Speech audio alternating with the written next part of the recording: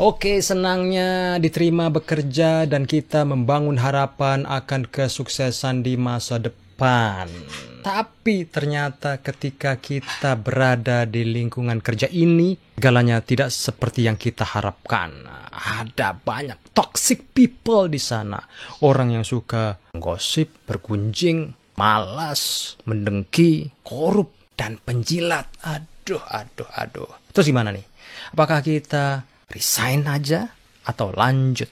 Kalau lanjut, selamat. Berarti Anda diizinkan Tuhan untuk mengikuti ujian yang amat sangat luar biasa hebatnya untuk meningkatkan derajat Anda.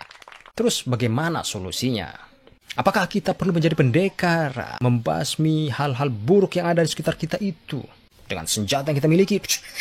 Bukan, itu konyol dan sangat kekanak-kanakan. Kita tidak ingin masuk ke dalam konflik yang lebih jauh dan menyusahkan kita sendiri.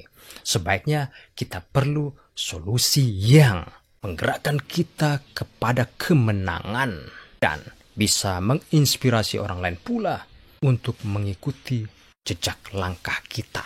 Dengan cara ini, tidak hanya kita menyelamatkan diri kita dari tertularnya kita kepada virus-virus yang ditebarkan oleh orang-orang toksik ini, tapi kita bisa pula mengajak mereka untuk berubah ke arah yang lebih baik. Jangan kemana-mana, oke?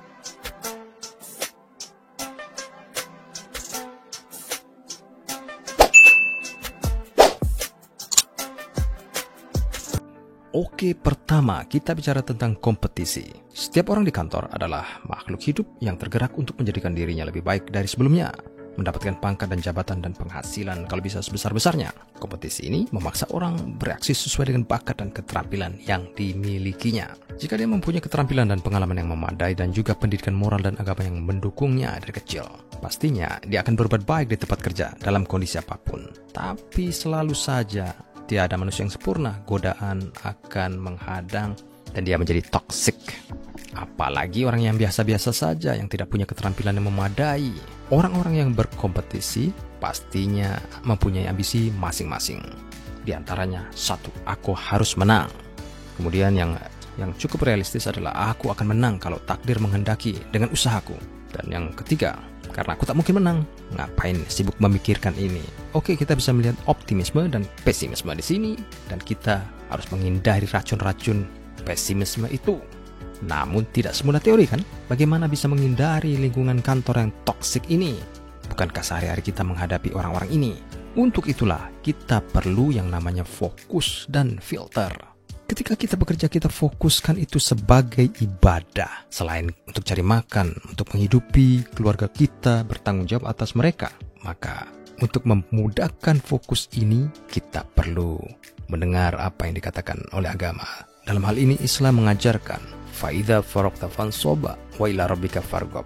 Artinya, maka jika selesai satu pekerjaan, maka kerjakanlah yang lain dan berharaplah hanya kepada Tuhanmu.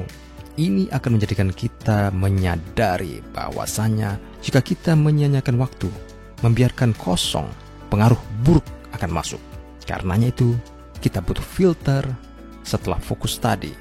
Filter itu terkonek kepada pencapaian dan keselamatan diri yang harus kita menangkan. Berurusan dengan penggosip misalnya, kita tidak akan menjadi bagian dari mereka dan harus melawan diri sendiri dari kecenderungan untuk menanggapi dan menyetujui penilaian buruk mereka atas orang lain. Berhubungan dengan pemalas demikian juga, kita harus tahu prioritas. Penundaan akan membuat pekerjaan menjadi kacau benar dan kita pun bisa jadi kena marah. Dengan pengeluh, jangan sampai kita beralih dari optimisme menjadi pesimisme.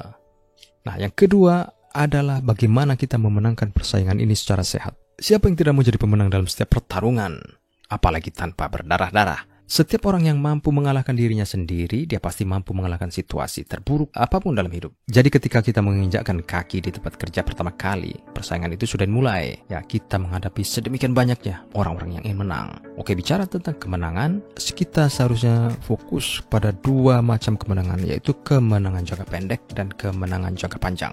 Kemenangan jangka pendek itu adalah pengabdian kita kepada bos kecil, yaitu yang membawa konsekuensi kita akan menjadi karyawan yang baik, disukai menyukai dan memberikan keuntungan mutual benefit bagi perusahaan dan kita sendiri. Dan kemenangan jangka panjang adalah pengabdian kepada bos, segala bos, Tuhan semesta alam, Allah SWT, yang membuat kita berani keluar dari lingkungan toksik ini dan terbebas dari beban yang selama ini kita rasakan. Keluar dari tempat kerja sekarang mungkin terasa berat bagi kebanyakan orang, namun bagi yang sudah mempersiapkan diri jauh-jauh hari sebelumnya, mereka mungkin hanya tinggal menunggu PHK. Dan terakhir adalah inspirasi. Menjadikan diri kita inspirasi bagi orang lain. Ini adalah merupakan opsi penyelamat bagi semua orang. Anda memberikan contoh yang baik kepada orang lain meskipun mereka susah diatur. Lisan mungkin tidak dengan serta-merta merubah orang, tapi perbuatan dan keikhlasan akan membuahkan hasil. Biasanya orang suka dengan kesuksesan yang kita lakukan dengan kejujuran dan perjuangan sendiri, dan mereka ingin mengikutinya. Perjuangan terberat mungkin saat kita berada di tempat kerja sekarang, tapi buah manisnya nanti saat kita sukses membangun bisnis sendiri dan bisa menginspirasi orang untuk mengikuti langkah kita. Jadi patut diingat bahwasanya kita tidak bisa merubah orang, merubah toxic people ini. Sifat-sifat yang sudah mengakar mendarah daging. Yang bisa kita lakukan adalah untuk berkompetisi secara sehat, kemudian memenangkan kompetisi itu dengan mengalahkan diri sendiri terlebih dahulu dan memberikan inspirasi kepada yang lain agar semuanya mendapatkan kemenangan. Demikian, mudah-mudahan tercerahkan. Jika ada yang ingin ditanyakan, silakan isi kolom komentar dan bagikan video ini agar yang lain mendapatkan manfaat. Silakan subscribe karena Anda akan mendapatkan inspirasi dan pencerahan seperti ini dan lebih baik dari ini di masa yang akan datang, insya Allah. Bye, salam sukses.